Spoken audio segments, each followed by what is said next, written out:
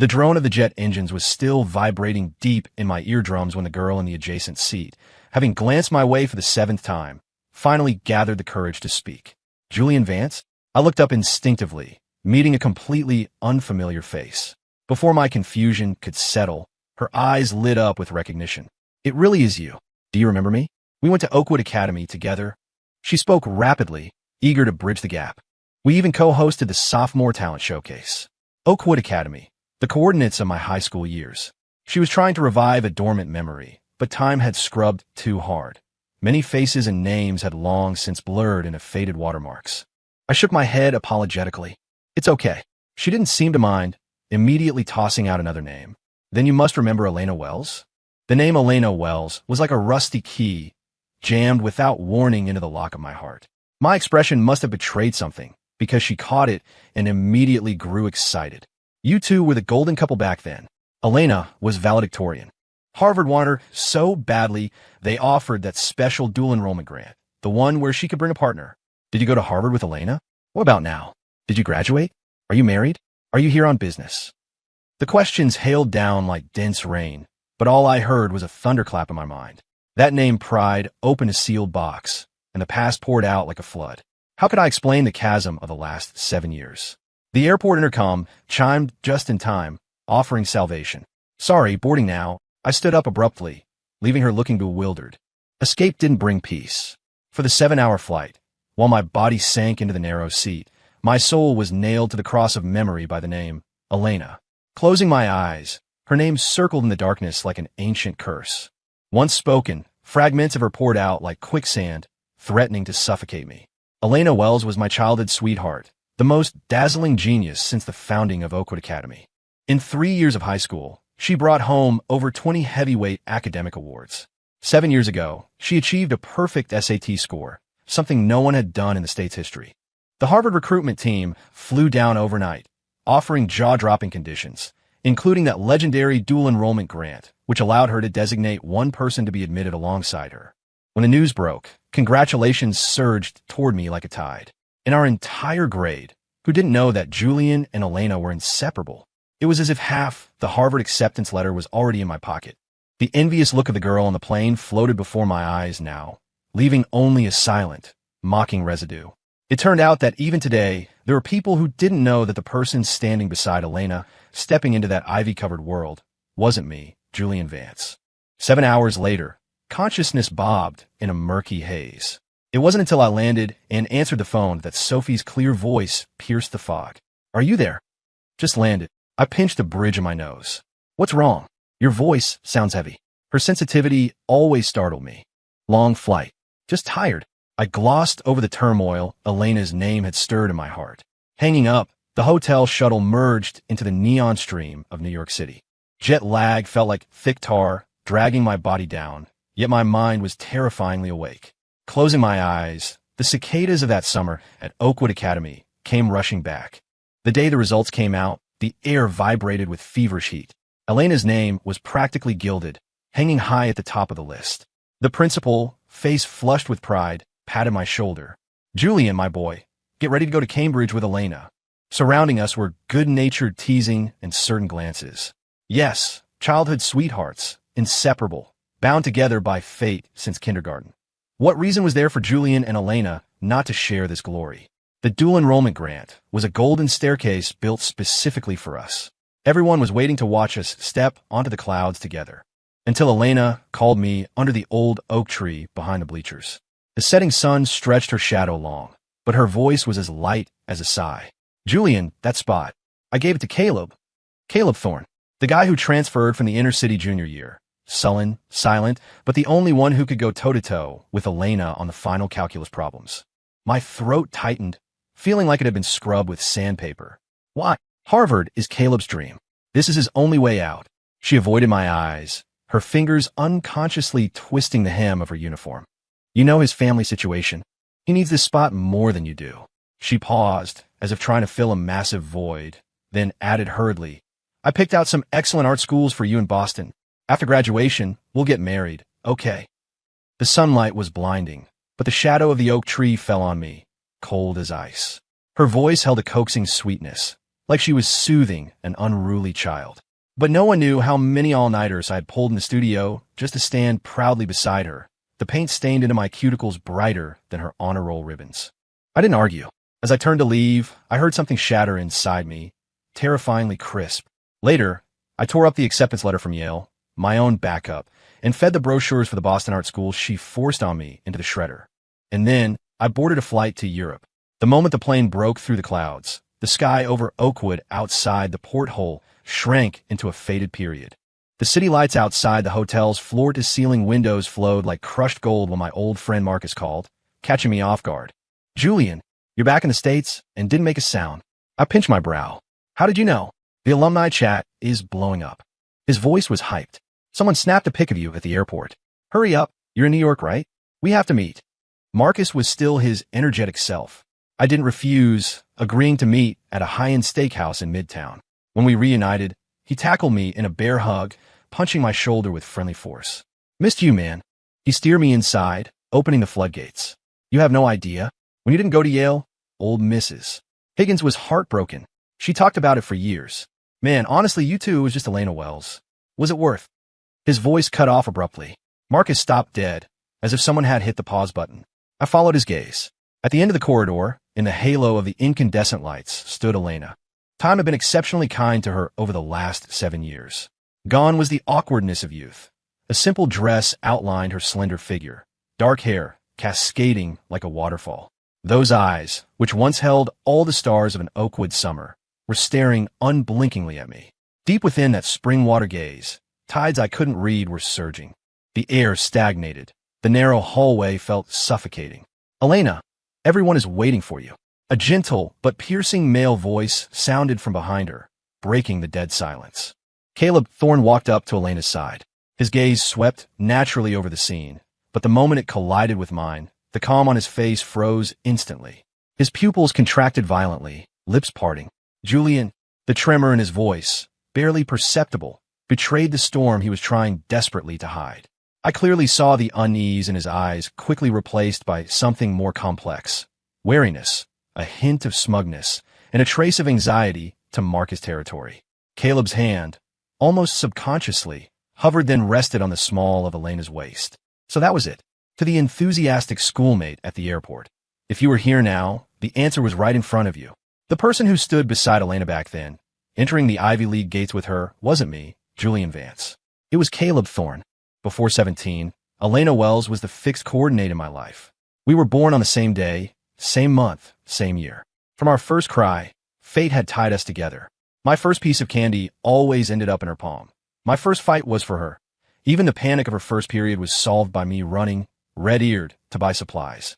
For 17 years, we never missed a single milestone in each other's lives. Everyone said we were made for each other. I believe it too.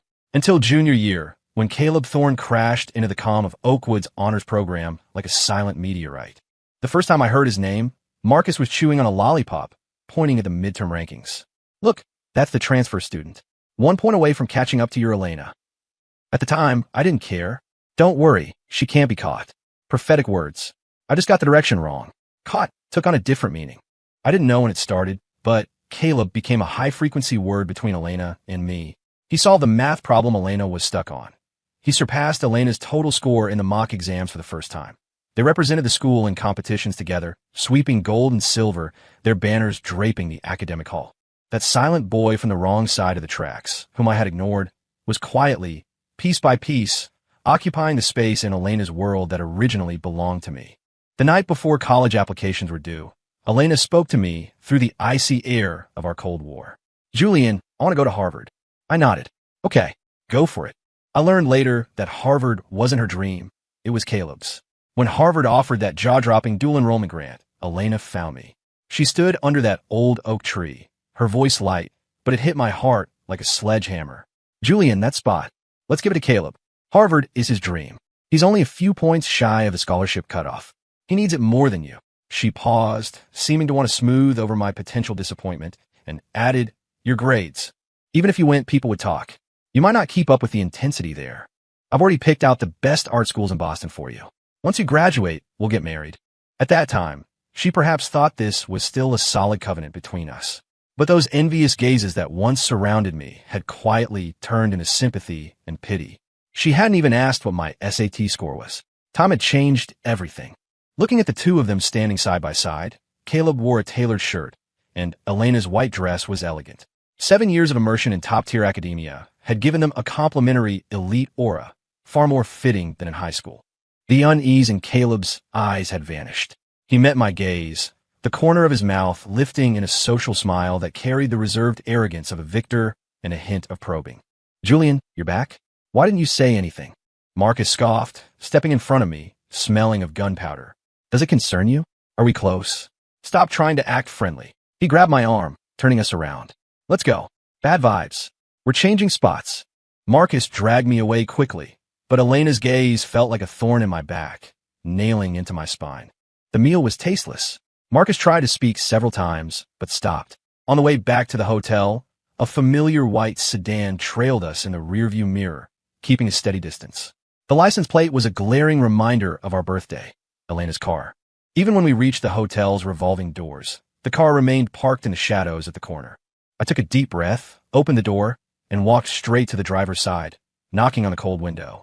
The glass rolled down slowly, revealing Elena's face, pale to the point of transparency. She looked up at me, her eyes like overripe peaches, filled with tears that rolled silently down, dampening the hair by her cheeks. "Elena," my voice was colder than the night wind. "Stalking is illegal. Did you know that?" Her lips trembled, squeezing out broken words. "Julian, you have such a cruel heart." Cruel? I almost wanted to laugh. Who could compare to the cruelty of that summer at 17, under the old oak tree, when she tore apart all my pride and future with a breezy, "He needs it more than you." Her tears kept falling, hitting the leather steering wheel, blooming into dark circles. 7 years. How could you not look for me even once? Her voice was soaked in disbelief and grievance. Once, a single tear from her would throw me into chaos. In middle school, when that jerk took an upskirt photo of her, I sent him to the hospital. My dad's belt lashed my back, but I didn't make a sound. But when she came to see me with red eyes, her fingers barely touching my bruised back, my defenses collapsed completely. Now, those surging tears and wet eyes only stirred a restless irritation in my chest. "Miss you?" I pulled the corner of my mouth into a cold arc. "You staying outside my hotel for nights on end without sleeping? That's harassment, Elena, not devotion." I saw the light in her eyes extinguish instantly, like a lamp with its cord cut. "I don't miss you. I'm doing very well. I came back to host an art exhibition. Meeting you was purely an accident. If possible, I wish this accident had never happened." I took a step back, raising my hand to signal the alert security guard under the portico. "This lady has been following me. Please keep an eye on her." The guard's expression tightened, his scrutinizing gaze locking onto Elena. As I turned, her tearful interrogation chased after me. "I don't believe it. Julian, I don't believe you have no feelings for me left. Otherwise, why did you come back?" "Why come back?" I didn't stop, stepping into the brightly lit lobby, shutting her figure and that desperate question out in the cold, behind the revolving doors. 2 days later, I went back to Oakwood Academy to visit my old homeroom teacher, Mrs. Higgins. Her office still smelled of the familiar ink and chalk dust. Seeing me, she froze at first, then her eyes instantly reddened. She grasped my hands tightly. Good boy. Are you still painting?" "Always painting, Mrs. Higgins." My throat felt tight. I took the deep blue, gold-stamped invitation from my bag and handed it over with both hands. "The Whitney Museum. They invited me to hold a solo exhibition." Mrs. Higgins' hands were trembling. She looked at my name and the words "featured artist" on the invitation, then looked up at me, tears rolling down without warning. Good. She choked up, patting my shoulder firmly. "I knew it. You have talent. You were my prize student." She wiped her tears, her voice filled with a regret and relief that was 7 years late. "Back then, when you gave up Yale and RISD for Elena, I was really afraid you would just." I squeezed her warm, chalk-calloused hand. "You will always be my mentor." The sunlight outside filtered through the old glass, landing on her graying temples. Looking at the student artwork on the walls, she suddenly pointed to a small landscape, then looked at the portfolio I brought. Her eyes were complex yet gratified. "Julian, your style. It's different now." I met her insightful gaze and nodded frankly. "Yeah, I walked out of it." Mrs. Higgins smiled through her tears, a smile of settled dust and open-mindedness. Congratulations. And blessings to you. As the exhibition preparations neared the end, the silent alumni chat group suddenly boiled over.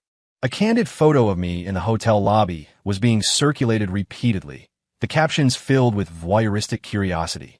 Elena is sick. Heard it's because she was triggered by Julian coming back. Julian is too heartless, isn't he? Elena waited for him for 7 years.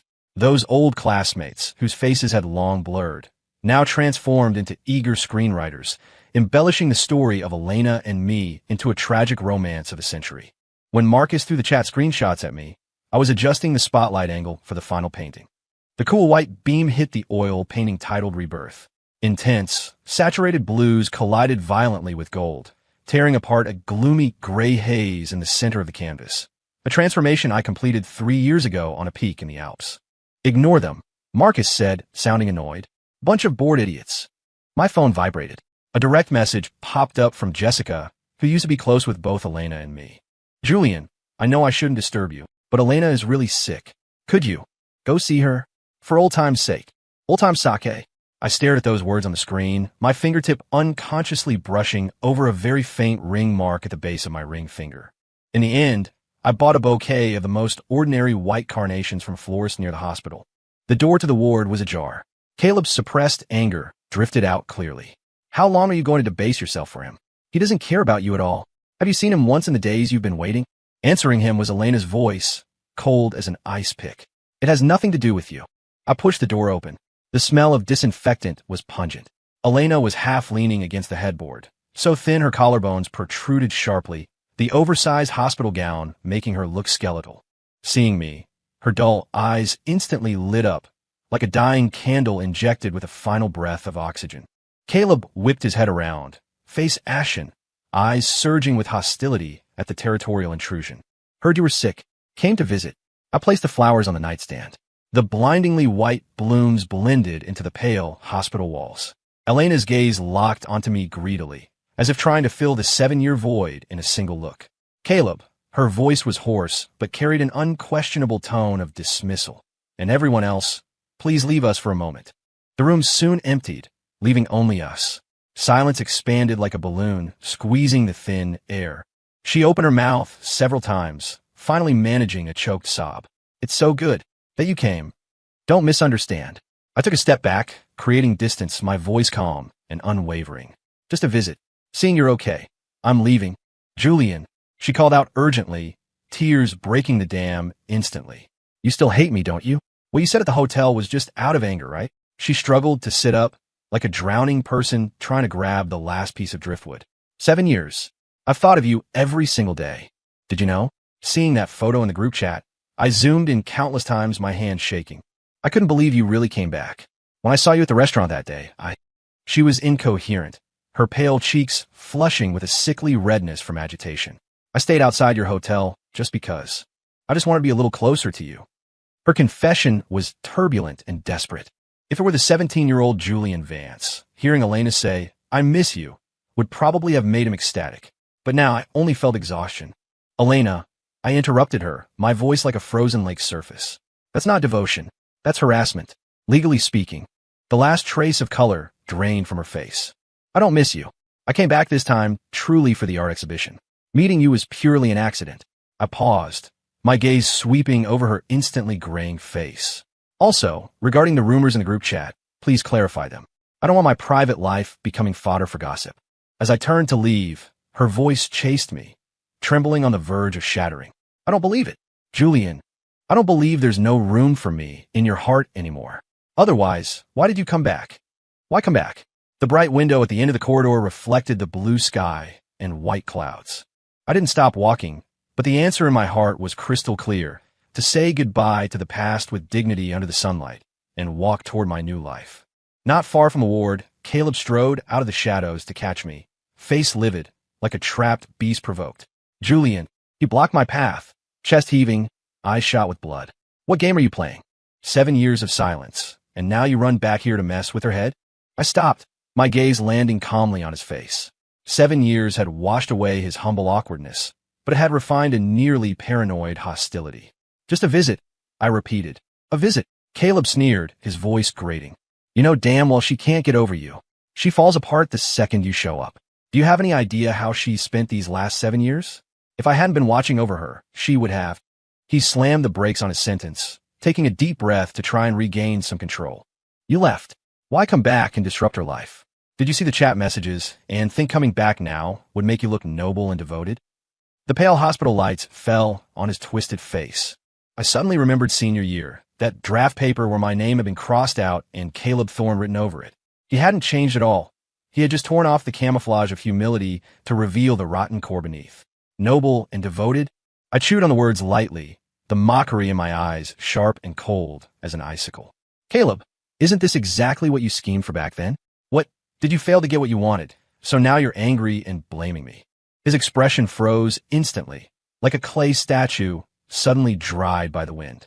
The feigned anger cracked, revealing the deeply hidden shame and panic underneath. Of course he remembered. He remembered breaking his leg in that accident 3 months before graduation. He remembered the late-night text messages crying about his plight, inch by inch devouring Elena's guilt and sympathy, finally converting them into that precious dual enrollment grant. He thought that was his ladder to heaven. He didn't know that at the same time, he had severed another road leading to the future. Giving that spot to you would have been a waste anyway. Caleb's voice pitched up, sharp with desperation. So you back to show off? Show off your success. Show off that Elena can't forget you. His interrogation echoed in the empty corridor, filled with the hysteria of a dead end. I didn't bother engaging with him anymore and stepped forward to leave. The alumni chat group began to vibrate wildly at that moment. Marcus sent a screenshot. It was from Mrs. Higgins' Facebook timeline, my student Julian Vance. 7 years of grinding, finally shining bright. Featured solo exhibition at the Whitney. As his teacher, I am so honored. Image. The attached pictures were the gold-stamped invitation and a poster of a painting with intense colors and bold strokes. In the center of the poster, a detail of rebirth glowed. Below were my name and photo. Beneath the screenshot, the silent alumni group exploded like cold water thrown into boiling oil. Holy SHD, featured artist at the Whitney. Julian? Is that really him? Wasn't he? Studying art. Slap in the face. Who the hell said his grades were bad and he couldn't get into college? The guy could have gone to Harvard back then. So what if he's an artist? His paintings sell for $1 million.